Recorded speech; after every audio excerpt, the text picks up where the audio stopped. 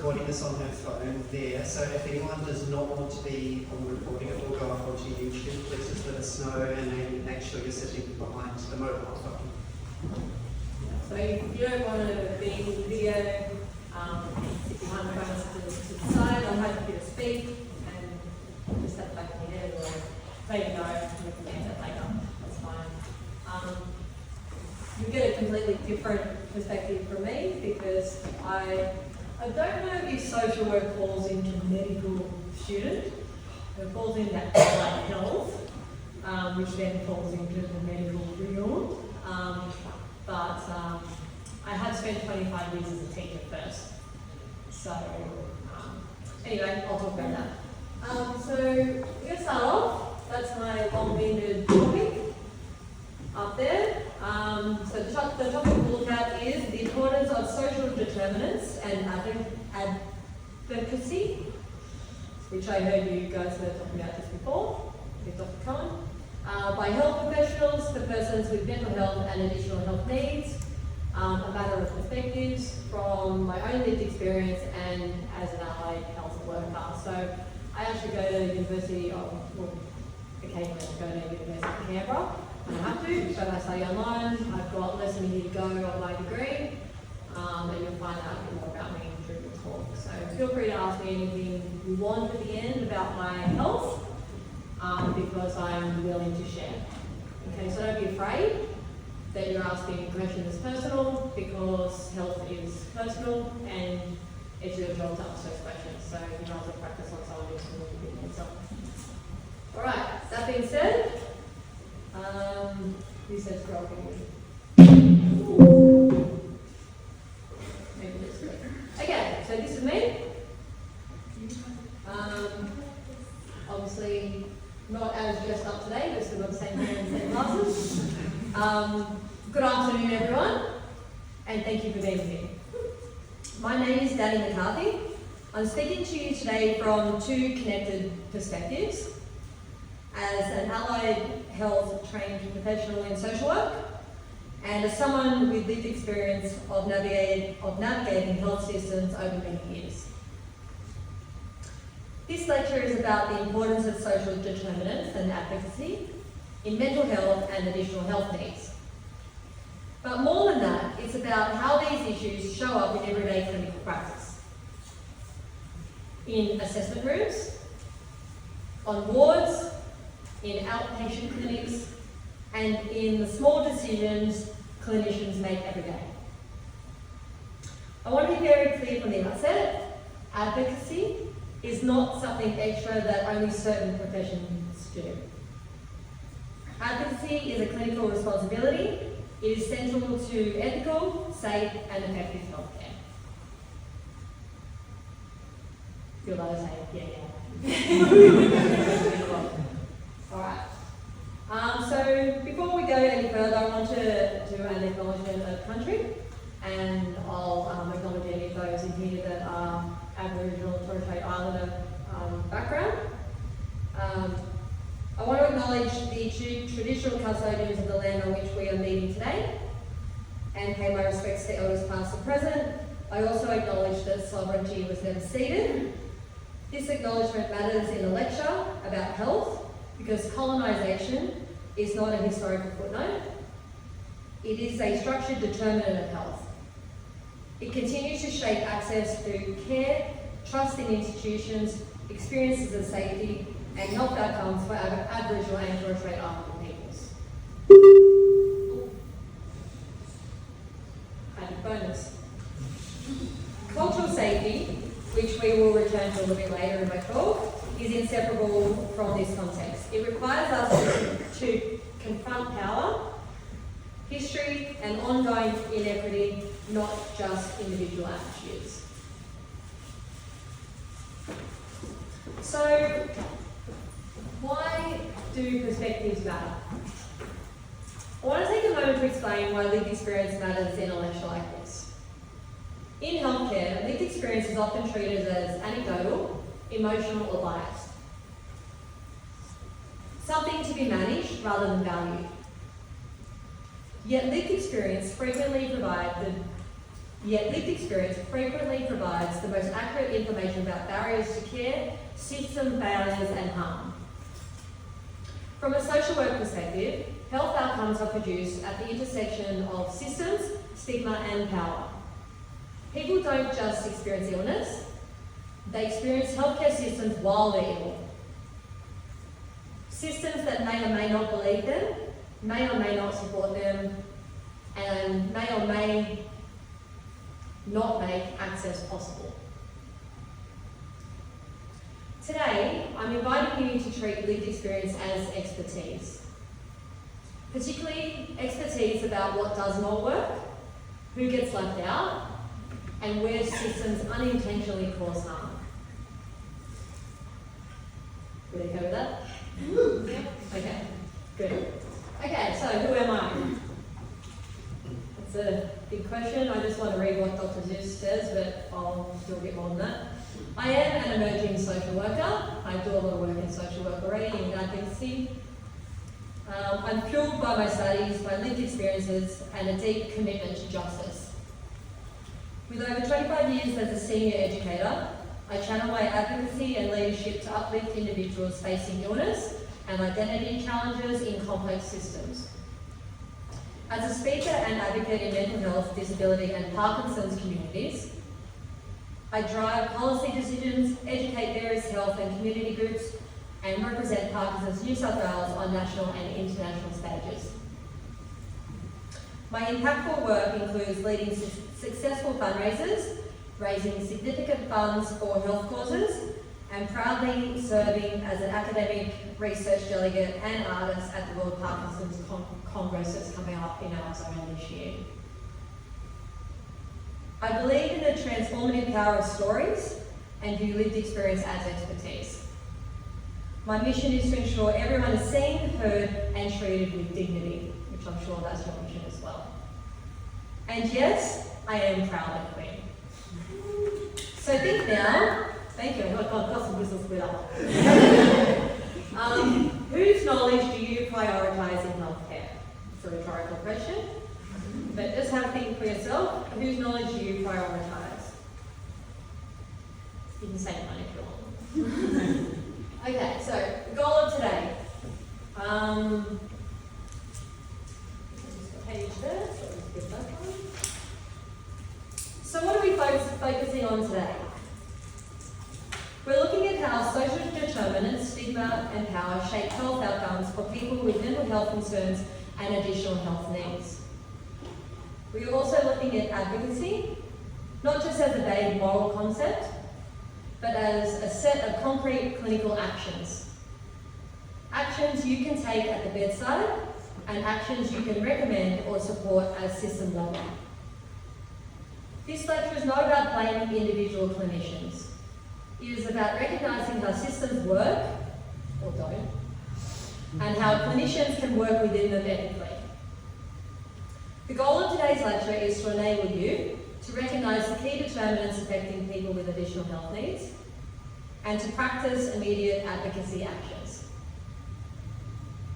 By the end of this session, you should be able to identify 3 social determinants that commonly impede care, contrast lived experience priorities and allied health advocacy roles, demonstrate 2 bedside advocacy actions, and draft 1 brief system level recommendation. There's not a test, sorry, so don't worry. This is about building skills you can actually use today. So, what actually determines health? Have a think now. What comes to your mind first when you think of health? When people think about health, they often think first about biology, genetics, or individual behaviour. Right, that worked.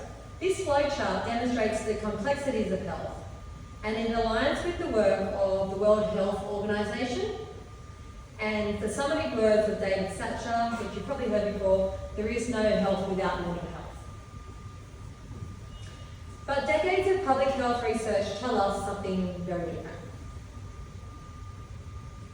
Health is largely shaped by the conditions in which people are born grow, live, work, and age, and by their access to power, money, and resources. Housing security, income, education, safety, discrimination, and access to services all shape health outcomes far more powerfully than individual motivation. Health follows a social gradient. The more socially disadvantaged a person is, the worse their health outcomes tend to be. This is not accidental. It is actually produced by our healthcare system. Okay, so there's good old lady up there.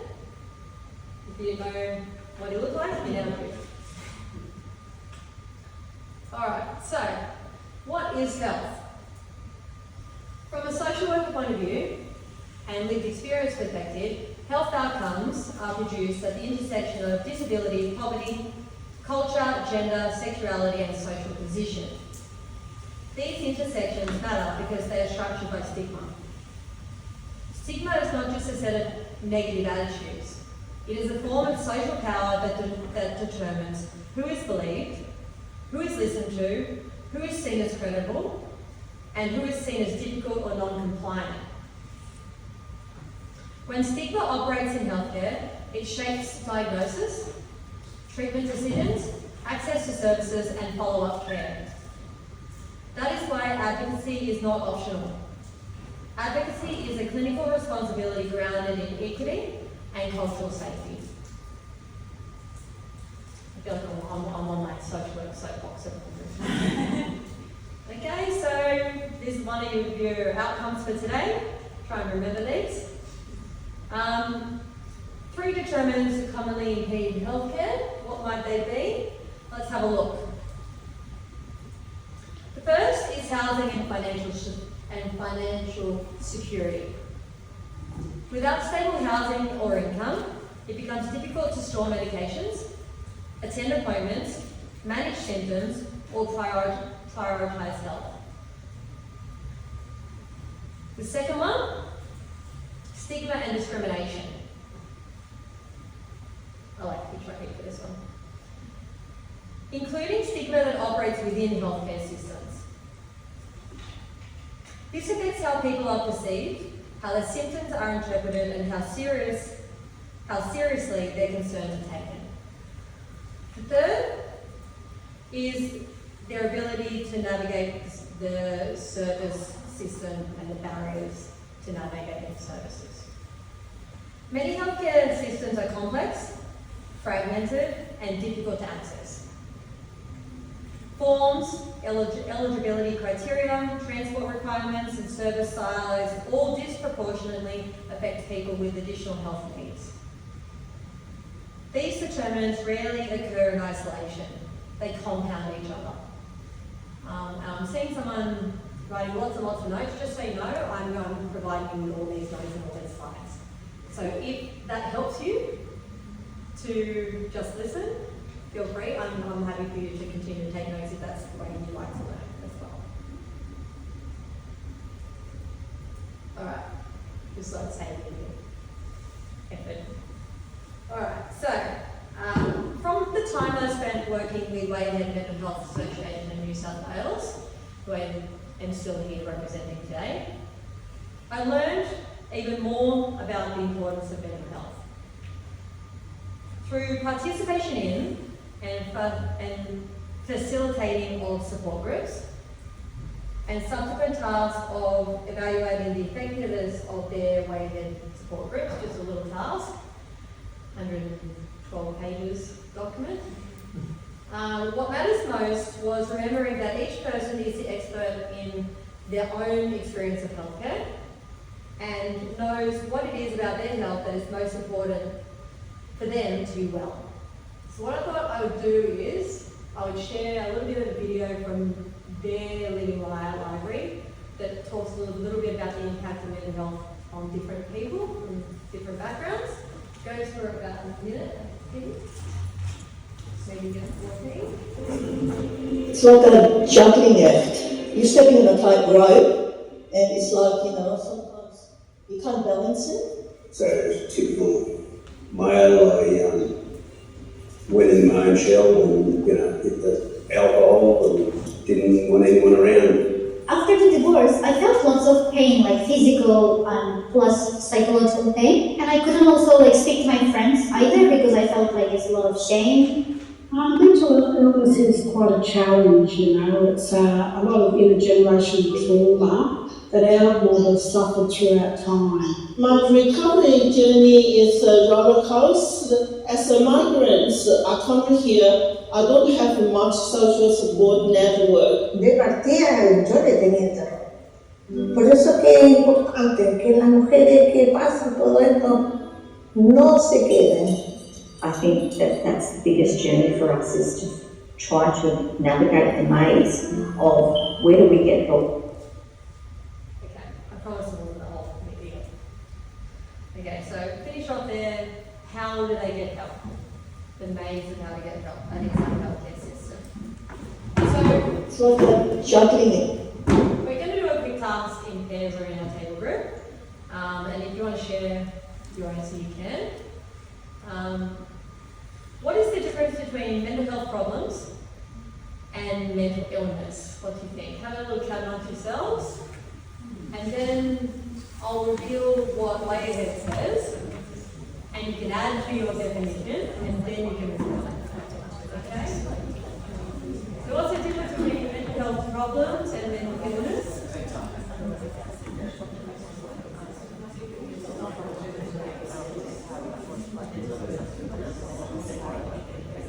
It's a tricky one.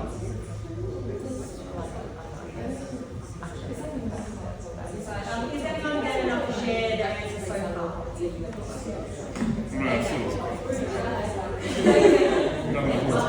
to stand and speak, or are you happy to just stand? Sure. What pronoun should I use? I prefer they, them, but Yeah. Let's see what they have to say. We thought maybe that mental health problems versus illness might have been due to level of effect, or the other theory that we had was mental illness, in order to be like diagnosed as an illness as opposed to just having problems, may have like an underpinning like biological component, like an actual neurotransmitter or hormone imbalance. Yeah. We weren't sure, but Those are our like guesses. genetically sometimes too. Yeah. Good answer. Anyone else? Game enough? Or do you want a bit more information before you respond? I think Anne was saying, putting on the bus, there is definitely sort of that criteria that, like, we know the whole DSM-5 has for like diagnosable requirements, sort of a checkbox type approach, and that might be sort of that mental illness and sort of a sliding scale. But that's, I think, as we had to see the chain right yesterday, it's not really the greatest system to follow. Yeah, so that's the very clinical approach that has been used in the past, right? And we're trying to use that with other tools to get a bigger picture of what you're saying. Okay, so you pretty much just said what we're going to reveal. This is what Wayhead says. You'll be people so you can read it yourself. But maybe there's one or two things you can add to your definition, and then maybe we'll have one more person volunteer to give an answer to the question, what is the difference between mental health problems and mental illness?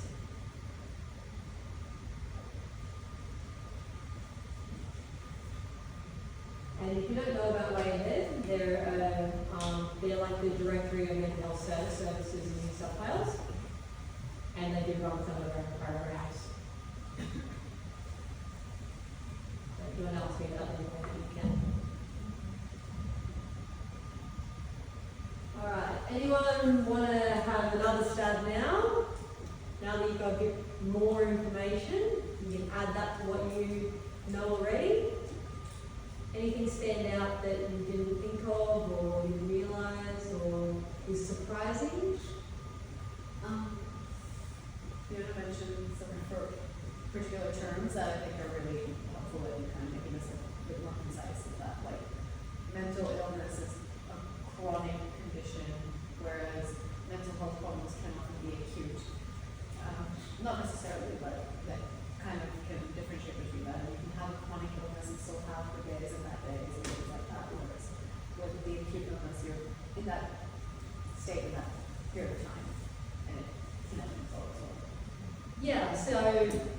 that's exactly right. So you're saying, you know, if someone has mental illness, they've got these ups and downs, and they try and regulate them, try and keep the ups not too high and the downs not too down. But if they go too high up or too far down, that's when it becomes an acute problem. And can then, if they stay down or stay up, then it becomes an illness, and then over time it can be chronic. So I do have chronic mental illness, but I'm on this pattern at the moment. The other day I was on this pattern, but I'm on this pattern. So people do work out how to manage themselves, and they need your help to do that. So that was well said, and well done to back them, and thank you to others that shared as well. We've compared, so we can move on. Advocacy. Advocacy across the care journey, I'm calling it. Advocacy is not a single dramatic action. It happens across the entire care journey. Before care, advocacy might involve helping someone access a referral, clarifying eligibility, or addressing cost barriers. During care, advocacy includes how we communicate, how we interpret risk, whether we listen carefully, and whether we document social context accurately, which is what you were saying. Aftercare advocacy includes follow-up, continuity, and linking people to housing, financial, or community support. So that's where someone like me might come in to do that type of role for you, or you can do that yourself as well. Many of the most powerful advocacy actions are small, but they do accumulate and build up. So it's not just one thing that you do, it's the little things you do along the way that actually promote that advocacy with patients and clients and get their trust. Okay, so I want you to consider this situation now. You have a group, and maybe you guys want to spin and join them, or maybe invite some of them to join you, wherever you get there. A patient presents in distress with a chronic illness and mental health needs. They have unstable housing, limited income, and a history of negative healthcare experiences. I want you to pause for a moment and think two things. What barriers are likely operating here? And what would be your next basic clinical action? So it's quite an open question. So someone's come to you, they're presented with particular things, you don't have all the information. What barriers are probably there? There's a couple noted up there. Might be some others to think of. And what are you going to do first? So have a quick chat, and then if anyone wants to give a response, they can.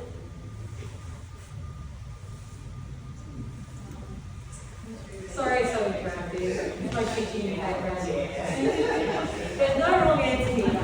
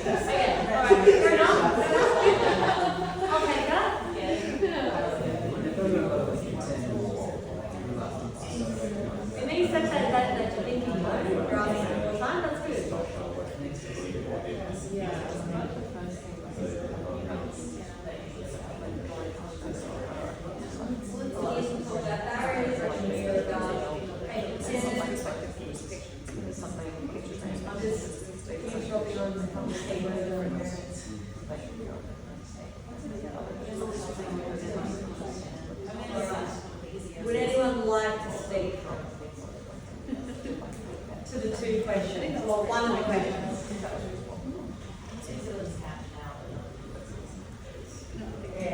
I mean, any information that's not there, you can make up. Alright, we've got a volunteer, class. Anyone else wants to speak to this stand? I don't know who to next. I think I'll take the relatively easy second one because I think at the moment I'm on GP rotation and we do all the clinical scenarios as well, talking about mental health. So, it's a sort of triaging approach. It's looking and saying, is there a suicidality risk? Safety netting for that, and then also what sort of support can I offer right here? What can I put off until next time? After I see you, have you got a community support network? Have you got somewhere to actually go after this appointment? Have you got somewhere that you can reach out to people and feel like people will actually be there for you a little bit?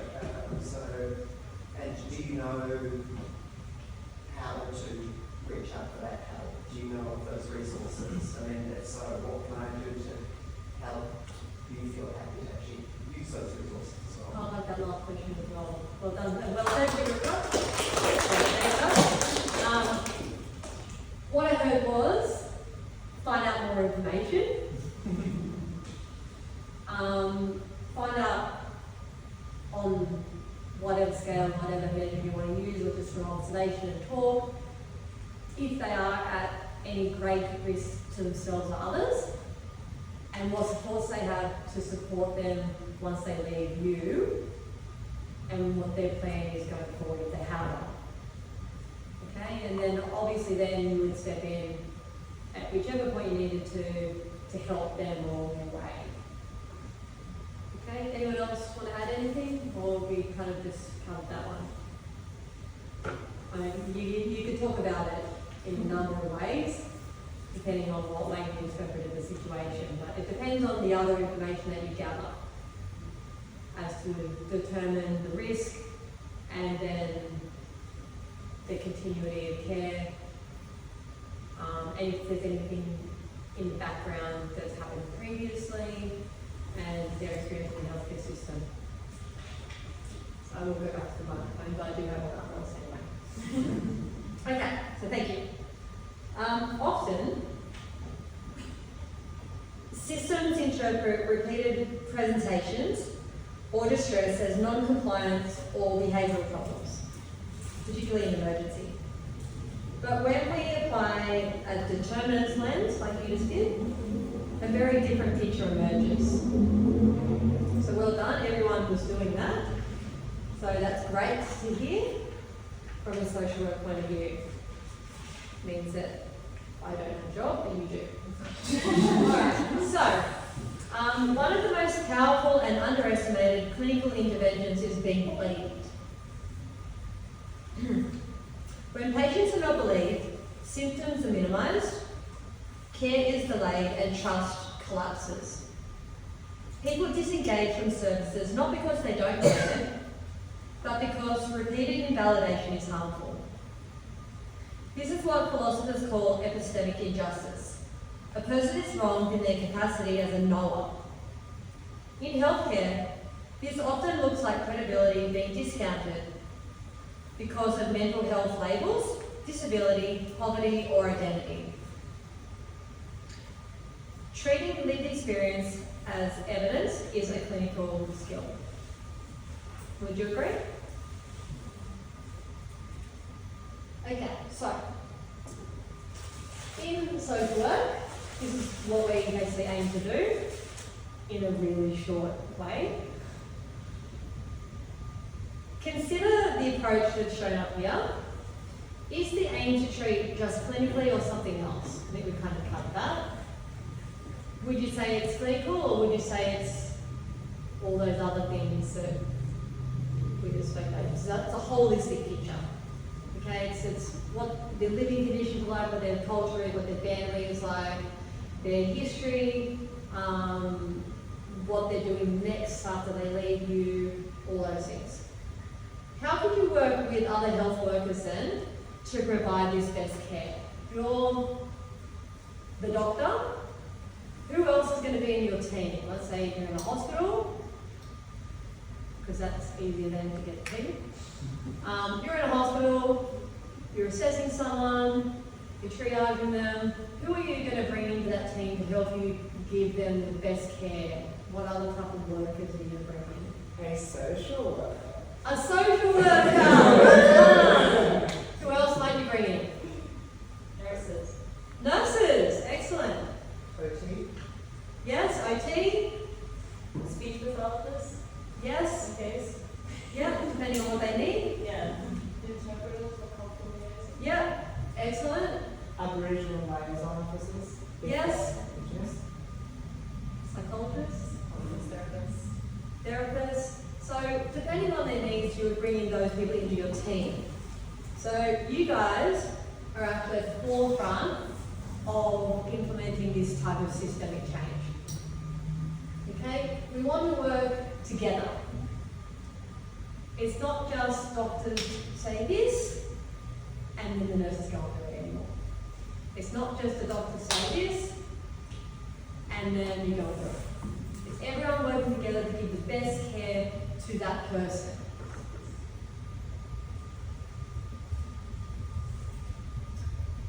Okay, and that's just to highlight that.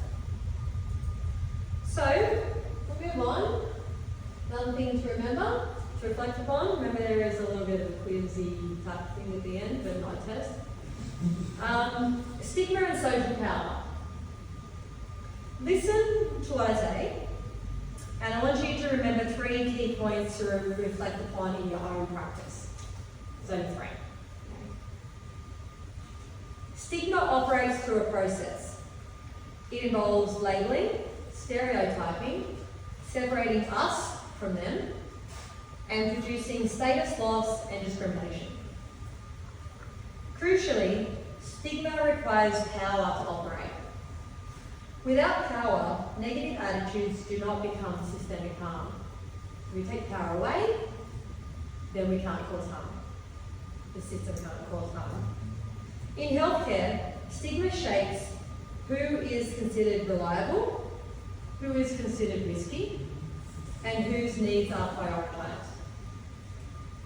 Recognising stigma as a process, not a personality flaw, allows clinicians to interrupt it. So you can actually interrupt that power system and get rid of it completely by what you do. Okay, ACOM put out a report, their most recent impact report. There's a few statistics up there and a couple of statements. You might have seen this report before. If you haven't, you now know about it so you can see it later. What barriers do the queer community face that multiply their risk of harm? Just call them out. Don't face any?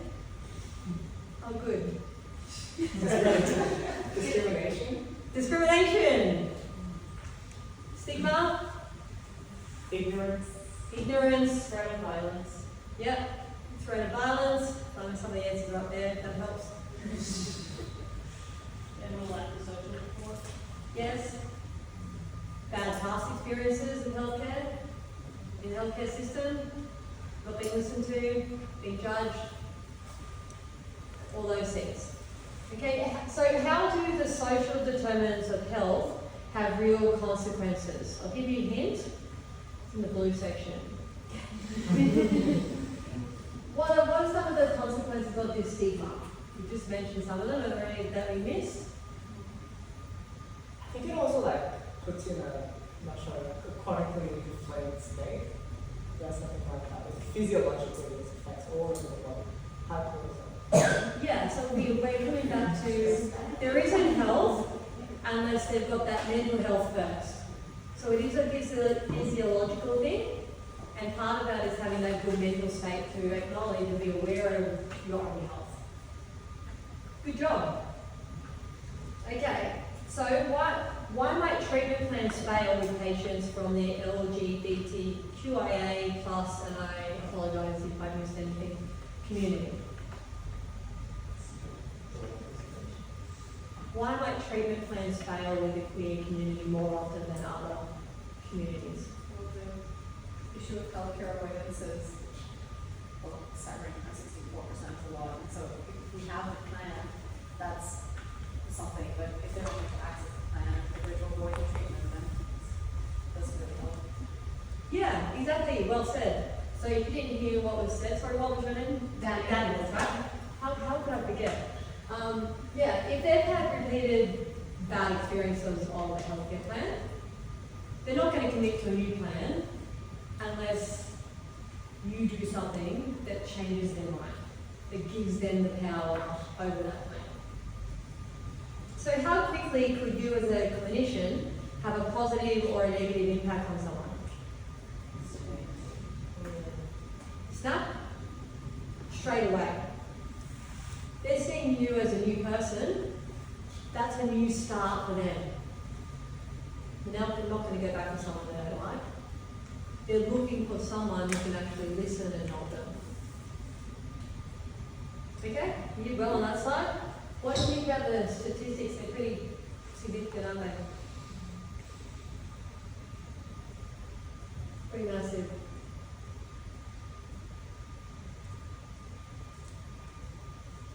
Alright, we'll move on to that. That'll be deflating. Intersectionality then.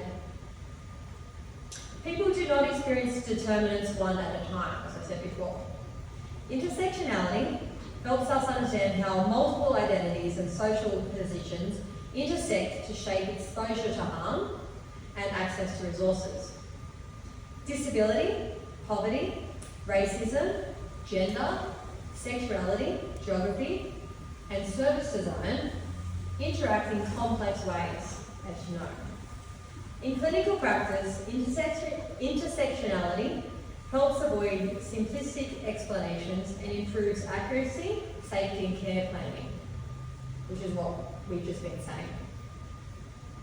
So your task, it's in purple up here. You are a newly graduated GP. I just put yourself in that mindset. A female patient presents to you with her wife. She has a complexity of invisible health needs, on the bottom here, 4 of them. Also financial strain, and is observably behaviourally withdrawn in body language, monotone, and a flat mood. I'm going to play a snippet of her story on the next slide, and then you're going to complete the group task. Okay, so we're going to look at team-based advocacy and system advocacy, and guess whose story this is? This is me. So I firstly had chronic mental illness, misdiagnosed for 2.5 years, which was then diagnosed with Parkinson's disease. So I've had Parkinson's for a while now because I'm closer to 50 than I am 40. I've turned 24 twice. I do have this thing called burnout syndrome that we don't know where it comes from and we don't know how to treat it, don't know how to get rid of it, along with the buzzing years. And genetically, I've known for a long time that I've got chronic kidney disease, but that now exhibits as lupus as well. I was just saying a couple of things that I've got going on. Okay, so I said I'd play the audio, but we'll just have a look at the task first, and you've got them in the box to help. In your group, you decide on some strategies to provide a positive and effective care experience. So, while supported by your family, how might you use team-based advocacy and systemic advocacy to assess and generate a care plan for her? And again, I'm going to call on someone to give some ideas. Okay, so I'll play you the audio. Had me in the darkness of my own thoughts, anxiety and panic attacks, asking for help from work but told we all have our burdens, helplessness, hospital emergency visits, intense emotional pain. A genuine need to run away from everything, work, people, family, self. The thoughts of hopelessness became actions, thick days, masking, weight loss, apathy, crying in secret, social withdrawal, snide colleague comments, getting dressed in the dark, not seeing myself in a mirror, ignored truths, knowing I needed help, asking family to come to the GP with me, quick questionnaire, a script, time off work increasing, psychologist referral, change your mindset, no goals, self-isolating, faint whispers of concern, appearance of obsessive behaviours, fears emerge, blanketed by fog, grief and unbearable pain. Why am I like this? Despair. Then, a complete breakdown on my birthday. Hospitalised self at the city clinic. Okay, my voice, my story. Just the first part. So the psychologist actually told me on the third visit, you really need to change your mindset. So I gave her a piece of my mindset and I found another psychologist. So your task is, how might you approach someone like this that's had that experience?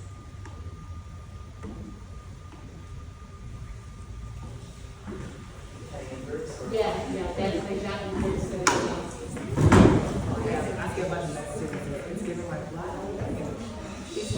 Let's go.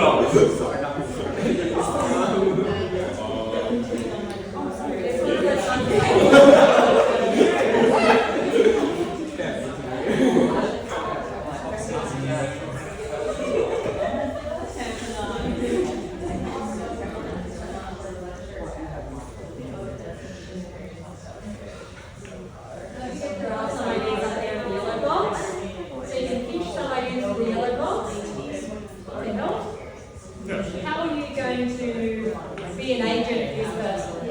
How are you going to give them a voice?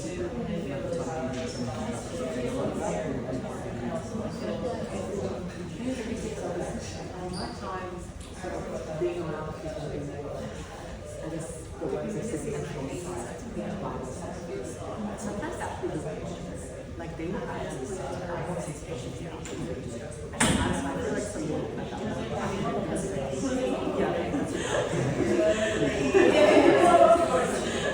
it's like this is a field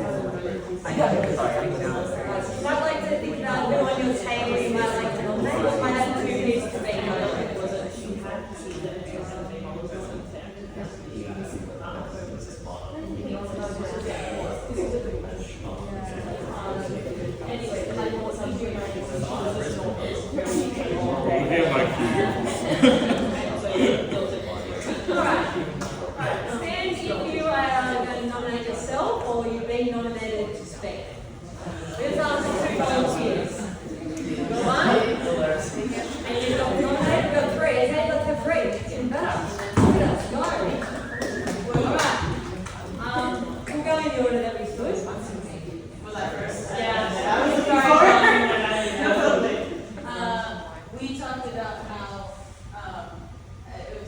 your voice, but I'm saying the patient just because that was how it's correctly emphasized. I'm sorry. Like how you've been talked at and basically been told like, well, I think healthy for you is this, and like where you should go, and how that like sense of powerlessness or just like not being in control of like anything, especially when you don't know what's wrong, and that uncertainty is really crushing. The line to me that really stood out was when you said no goals, and how like it would be a duty of care for any sort of healthcare professional, but especially like the first one you're presenting to be like, okay, what are your goals? Can you define them? Can we work towards them together? What steps are acceptable for you? Because that's how you get people to feel more in control of their health. And when you feel hopeful about a progression or a course, and you feel like you're a valid decision maker in that, as opposed to just kind of being yelled at, how that really, like, health outcomes for that patient group are so much better than people who feel hopeless. Because if you're hopeful, you get better. If you feel hopeless, like there's nothing you can do, and it doesn't matter what you say anyway, you don't get better. Yeah, so you really hit the nail on the head there with the sense of empowerment and that giving someone hope and not just telling them what to do, and actually listening to them instead of saying, you have a chronic illness, you need to fix it, is really, really important. That's exactly what happened. Yeah. I was told, you've got this wrong, you've got this wrong, you've got this wrong, and I made the choice to hospitalise myself, even my workplace did not. So thank you for your response, and thank you for being so honest and open. All right, what's your name, sir? Hi, my name's Wade. I'll preface by saying I'm firstly a medical science student, so not a huge amount of knowledge base, but the stuff that we sort of talked through was like really just meeting the patient where they're at. Obviously, this patient presented with a lot of compounding issues, a lot going on. That makes like their experience like particularly difficult, which strenuous. And I think the first step is expressing that level of empathy and being able to really listen and hear them, because this person's obviously had an experience, well, a set of experiences going on like for a very long time now, not being heard, not being listened to.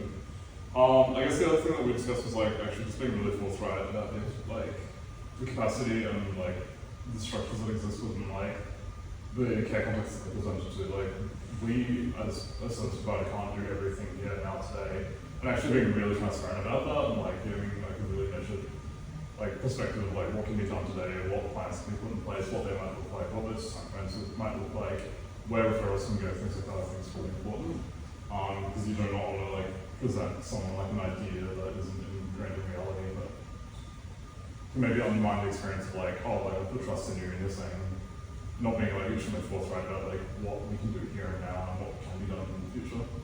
I don't know what else we discussed. No, I think that was really well said, and added on to what Charlie said. Being realistic and honest. You know, saying, well, obviously you have a complex number of things that we can talk about, and then prioritising those and using those to help set the goals and what you tackle first. So that's exactly what you said, and that's exactly what a good clinician would do. So you actually rip yourself off at the start there, and you can just take that bit away and say, I am good at knowing how to work with people. Because that's what you're doing. You might not know all the medical stuff, that's why you go and get someone else that does know something to come into your team and be that knowledge. Okay, so good stuff. What do you think? Sorry, what was your name? Victoria. Oh, Victoria. So we talked about how immediately, at the moment where when you see a patient in the GP office, you're with your wife, and you told us that previously you had bad experiences with doctors. So firstly, we want to clarify if you want to be seen with your wife or not. Potentially having your wife there as a support would help to build rapport, especially since you've had a bad experience. And also if your wife is sitting in there with you, it also kind of saves the patient doesn't have to re-educate their partner afterwards because the partner's been there. And then after that, also just immediately, before moving on to some of this advocacy stuff, just making sure that patient feels safe in that moment, since previously they've self-hospitalized themselves, so making sure that they're not anything to themselves. And then after kind of establishing that those immediate things, as a GP, there's a lot of mental and physical health conditions that we can So from a team-based advocacy perspective, definitely referring to a psychiatrist that we trust, that maybe has experience in working with patients with chronic medical conditions or potentially body image issues, since it sounded like there was a bit of that going on in the recording. And maybe even thinking about some system level advocacy in terms of why they've had bad experiences previously with doctors, thinking about how they could have been protected at work from that discrimination. Yeah, so all those things, doing all that kind of background information, background check, kind of checking in with where they're at now, checking that they're willing to talk in front of you and their family, and that they're comfortable with that, and you have their consent, gives them that power. So you hand over that power, but you have the knowledge to then give back as well. So it's shared. Okay, another class. Well done. So I wish that I had doctors like you when I went to my doctor. With any number of them, I did not. I do have a very good healthcare team now, but it's taken 5 or 6 years to put that together.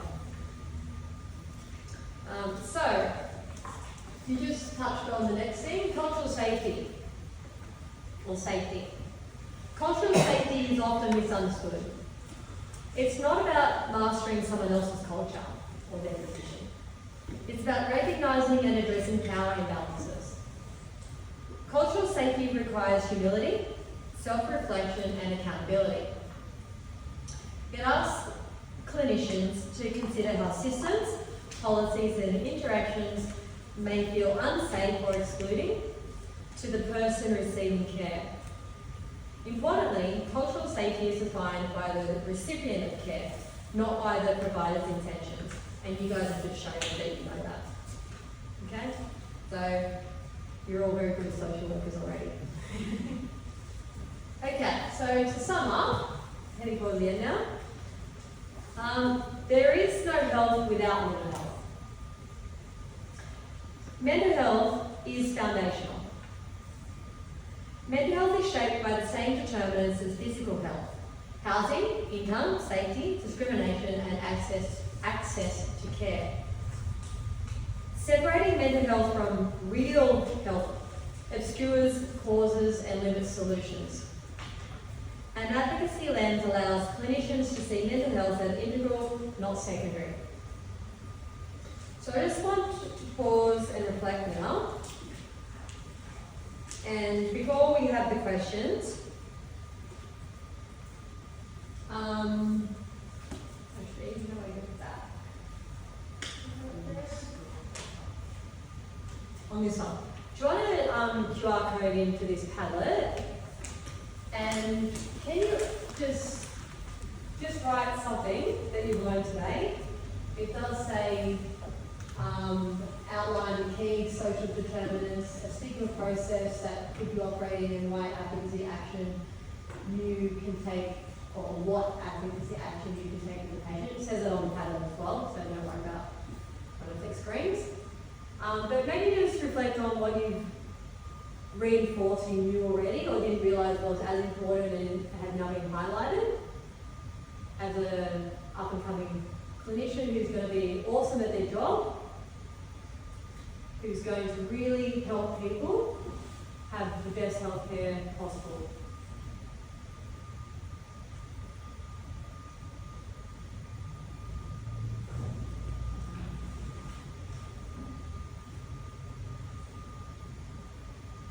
And how would I flip screens?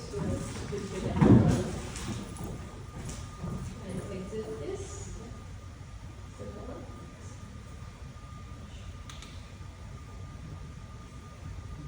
And then we'll just go back to it.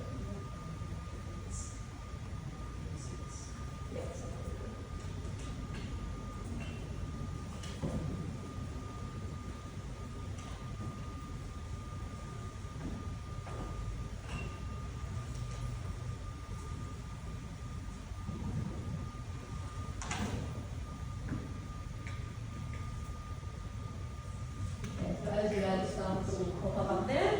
So I'll read out a couple of them as they pop up. You can be anonymous, that's fine. You can be whoever you want to be. The warmth PPAS, this is the patient release. Keystone builder, I like that. Understand them as a person and not just their condition. Course charger. Social determinants of health is a big consideration when treating a patient. And you've been very active today, Charlie, so we'll read yours.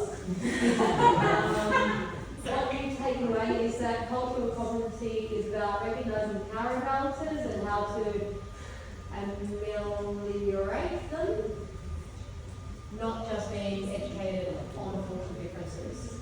Okay, well said. You take my vocabulary.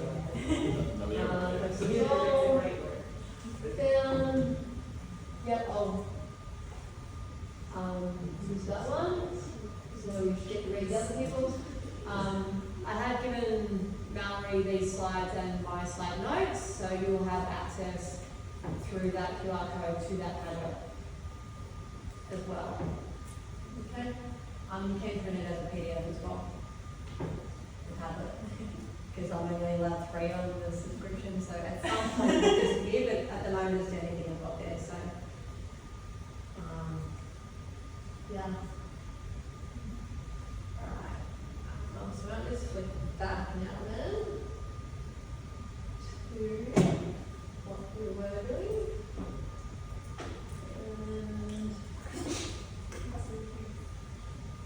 And right down here, I do have a video for you as a reward at the end. But we'll do this one first. I'll let you do questions first, and then I'll do closing remarks, and then you get the video reward. How's that sound?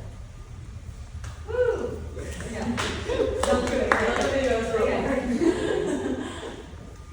Okay, so would you like to ask anything? You can ask me about my health.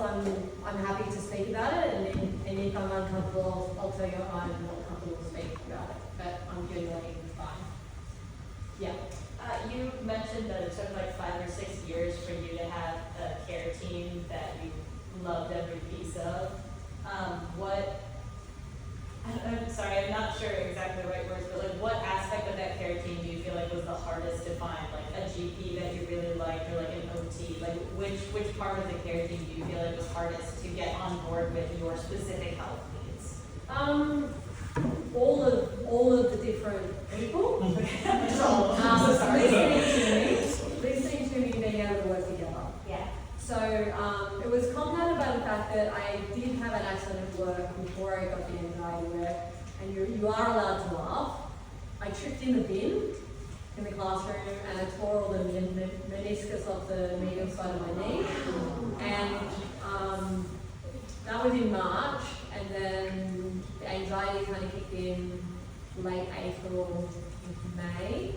It wasn't open in there. I tried to explore the first forever. I had Achilles takedown and insertion, had broken bones, but that wasn't a concern. But this mental health thing was a concern, and I had to basically, I'm a fixer, and the fact that I couldn't fix myself was a big problem. And the fact that I couldn't find others to listen and fix me either was also a problem. So even when I ended up hospitalizing myself, so anxiety kicked in, work didn't help, had the injury, recovered enough to get around, but I needed a surgery. I had a high degree of osteotomy in the end in 2024, so 2 or 3 years later. I had to go through workers' comp, so I had to get the same crappy GP who took no notes. My surgeon took no notes, so going through workers' comp was very hard. It took 10 months through IRO to get anything, and work was not helpful at all. Like no one even rang me since 2024 when I left work, the operation in the executive team, that they took me off because I had mental health problems. So the suffering of discrimination in the workplace happened, but I was still very unwell and untreated. Treatments I got at the mental health hospital exacerbated a lot of the Parkinson's I didn't know I had, although my dad has Parkinson's as well. My family noticed some things, but they didn't say anything. And my sister's a nurse. And eventually I worked it out myself with my renal professor. So I see a lot of public clinicians. I see the head of, I was already seeing the head of Prince Wales Renal, head of nephrology at Prince Wales. He then sent me down to the head of neurology, Professor Colbatch. He's wonderful. I was then sent to an immunologist just to clear me there. I then sought a rheumatologist. My sister was seeing one because she's got autoimmune stuff, so I go to a rheumatologist. I've only recently just changed GPs because I only just finished going through workers' comp. I'm now fighting to get income protection with my next fight. I have not been paid since last June. And I put in my income protection in February of June 2024, and it should have started when I finished getting paid. And my workplace made me take all my long service leave and all my sick pay as well, and I've been there for 16 years. So your question was a good one. It took me a long time to collect the right people that work together, and the GP was only the last part of that I had to wait to piece back in because of the other stuff. So, I've got a really good GP now. We've got a microphone, he records everything. He's young, like you guys. He listens, and he's great. So, thank you for asking that question, and I hope I answered it well enough. Thank you. For you, anyone else have any questions? You want to ask about, like you're probably noticing things now that you didn't notice before? With the Parkinson's and stuff, not so much. I tend to move around a bit and cover it. I've got dystonia in both feet. It's right side affected. Medication gives me dyskinesia. Moving around instead of turning the same, so yay. I've just finished a clinical trial that went for 12 months on the effect of high intensity exercise 3 times a week for a year on young onset Parkinson's. So I went from a VO2 max at the beginning of the trial of 36 with 85% heart rate capacity of 155, 165 beats per minute. And it was done on an exercise bike, spin bike, so it's called the resistance of 70. And that would have been partly because I had the knee operation, but also because of the state I was in. To midway through, at maximum effort, my heartbeat got up to 167. At 6 months, from memory, VO2 max 39.1, resting heart rate was 56 instead of 60, and resistance was up to 205, and what was the other indicator I didn't say? Yeah. Max heart rate was at top effort it was actually 164.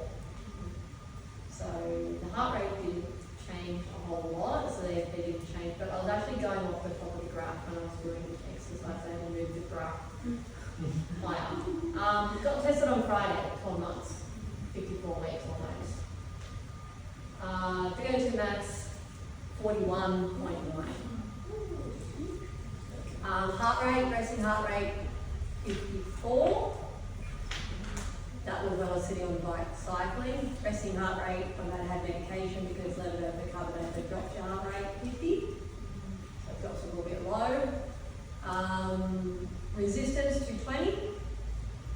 And effort heart rate 156. That max effort. So big improvement of fitness. Haven't changed any of the symptoms.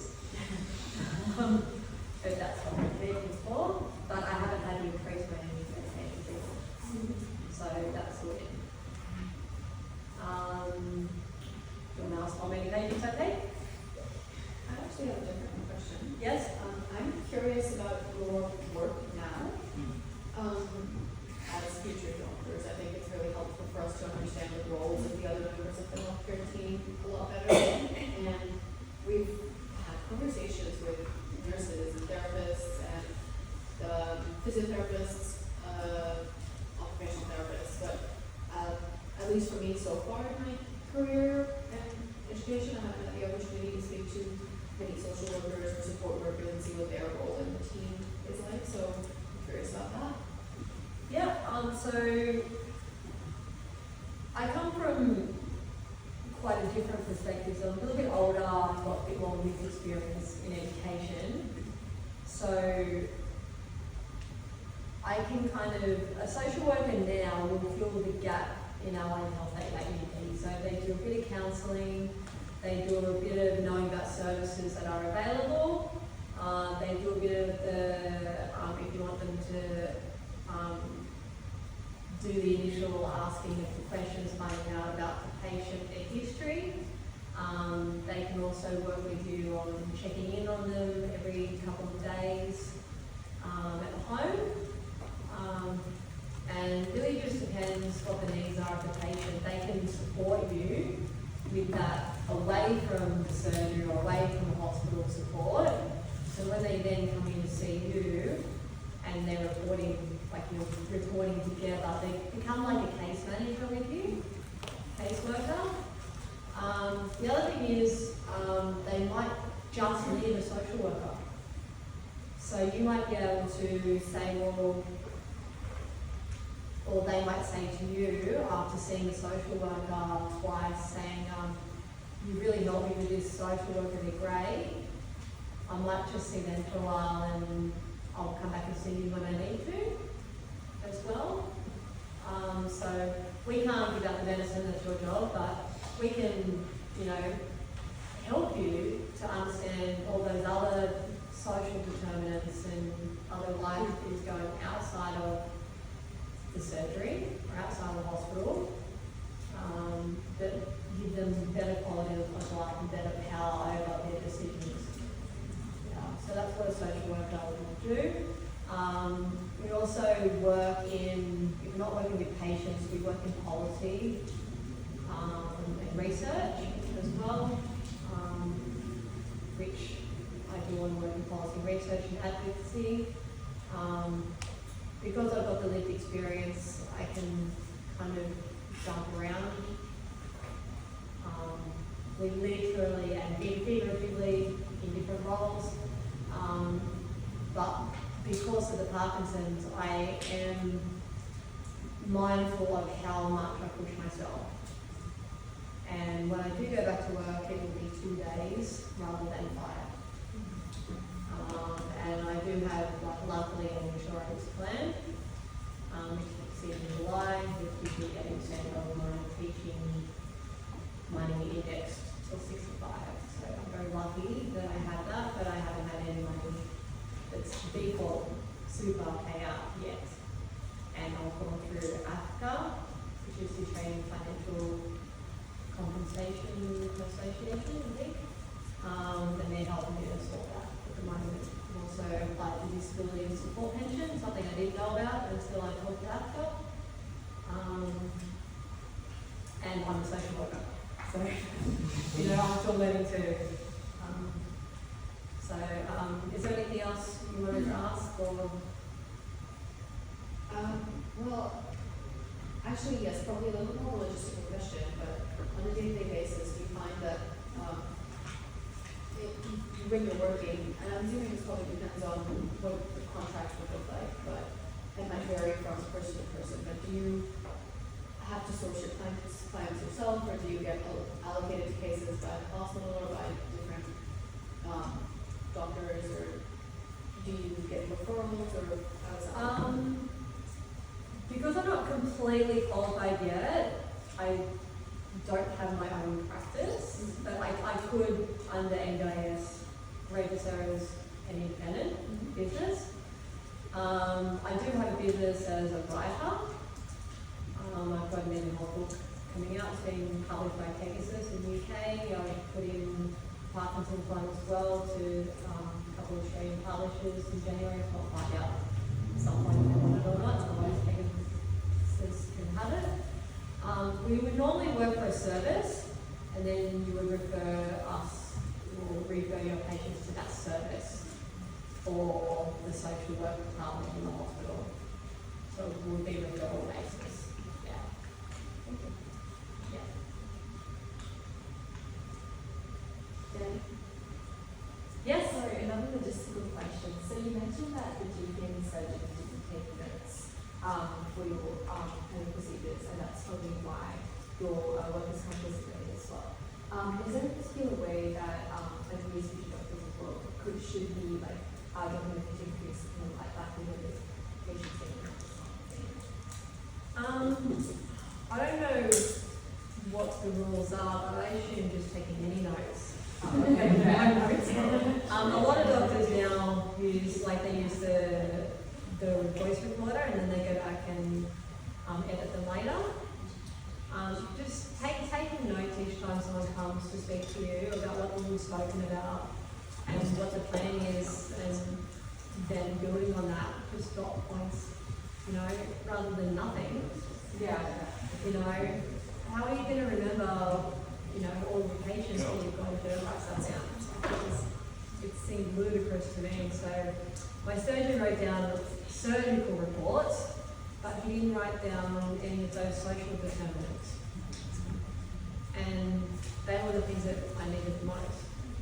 Like you see, I have busted leg with MRI, and then you can see in an X-ray how it needs to be fixed, and then you shove a brace on to see if the internal is going to work, and yes, it did, so we did it. And then to find out that you have to fight to get that money back.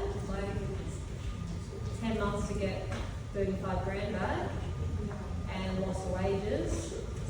I didn't get all the wages back.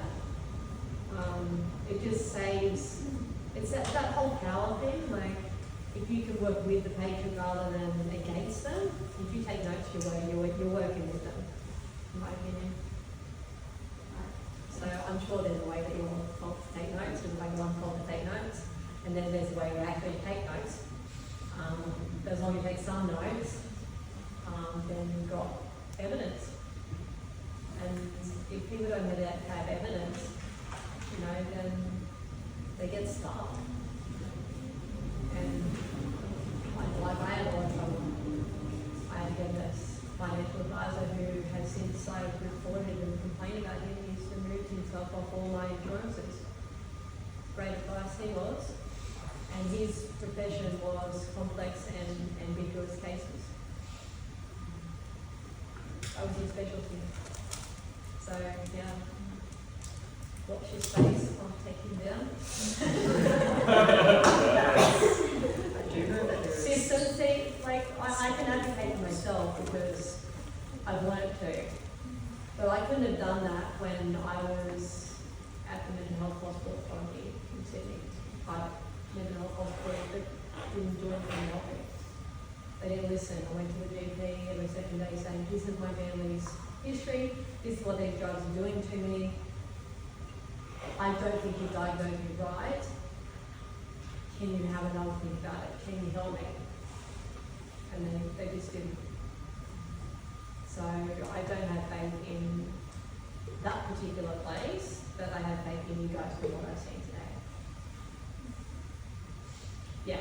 So this is more about yourself, I suppose, but in terms of the workers' compensation claim stuff, what kind of processes do you have to engage beyond just advocating through the healthcare services to get your clinicians recognized in the first place? Like, did you engage like the union or lawyers? Or?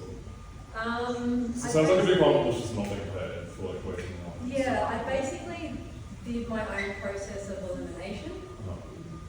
I tried a whole heap of alternative therapies, and I had a really good psychologist from the start of 2023, who I still have now, and I had that really good friend professor. Like, he was the key to everything. He knew me well because I've been seeing him for 10 years, and he picked up on it and he sent me to the ophthalmologist because the lupus was affecting my eyes, and he sent me down to neurology, and by the time he sent me to neurology, I worked it out because like my arm couldn't swing, I couldn't swim anymore, my right leg didn't kick, my arms didn't sync, so it didn't synchronize, I was stiff, I was a mess. Yeah, I was still going to work full time. But I guess on autopilot. As like a robot on autopilot, you know. Yeah. So I take a nice little cocktail of medicines now in the morning and throughout the day. And they seem to work. So yay. Yay me. Alright, any other questions, or are we happy for the video? Happy for the video? You always ask me after I've been around for 10 minutes. Alright, so a little bit. I'll just close with this. Advocacy, oh God. Advocacy in healthcare is not just an add-on to clinical care. It is how equity becomes practice. As future clinicians, you will shape whether systems heal or whether they harm. Small actions matter, so do system-level recommendations. And you will get these slides, but if you want to think about it, you can. I put in an abstract based on research I did as a social worker on the impact of being diagnosed young with Parkinson's, and wrote up a project about it as well, and I followed it through, even though you weren't supposed to. Just with a group of people that I knew as case studies, all de-identified, consented, all that stuff. And I got a grant to travel to Arizona in May this year to present that work. I also I do a bit of art, I made an artwork, and it got accepted into the art exhibition and has been used as the artwork to advertise more artists to submit their work to the exhibition as well. So this is the video that I made that didn't make the cut because I had to choose from all countries because it's a global thing, but I got it in through the art gallery flags, so it's in there anyway. So thank you for your attention today, and hopefully this works. This is the story of my dad, and me, and my family, and Parkinson's.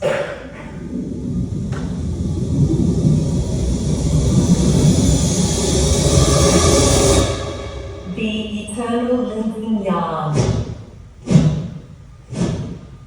And the theme was the story of the red thread.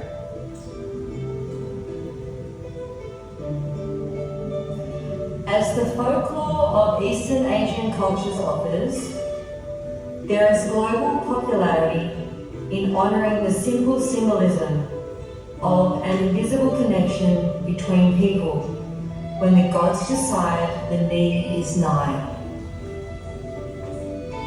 Destined to be worn like a stringed collection of red threads, neatly tied in bows or hearts, gifted by powers to forever bond 2, 3, all people who are meant to meet and help each other in a significant way at the moment they need it most.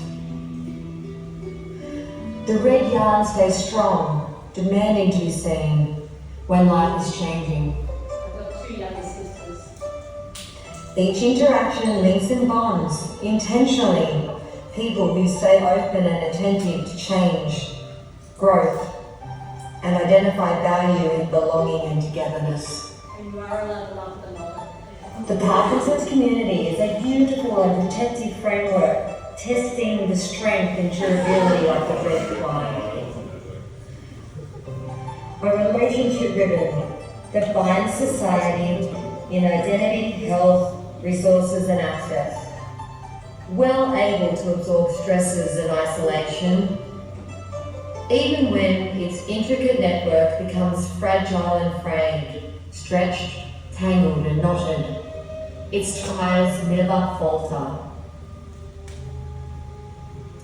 Through discrimination and stigma, they repair with the strength of peer support, health promotion and inclusion, to prove the profound impact we have on each other's lives, while appreciating the journey shaping and the belief that these connections we share are meant to be empowering, eternal and everlasting, a flash of red in a muted world of stories.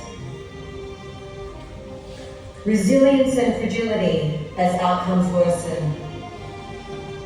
The eternal red ribbon fights on, courageously, and unites all people whose lives are linked by sombre yarns of paradoxical Parkinson's.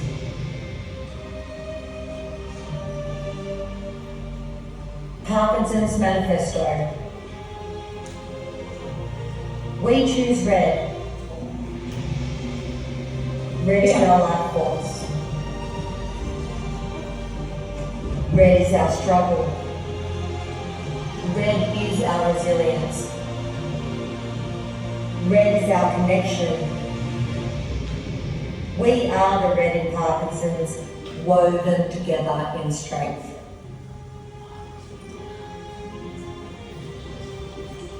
Thank you for your attention today.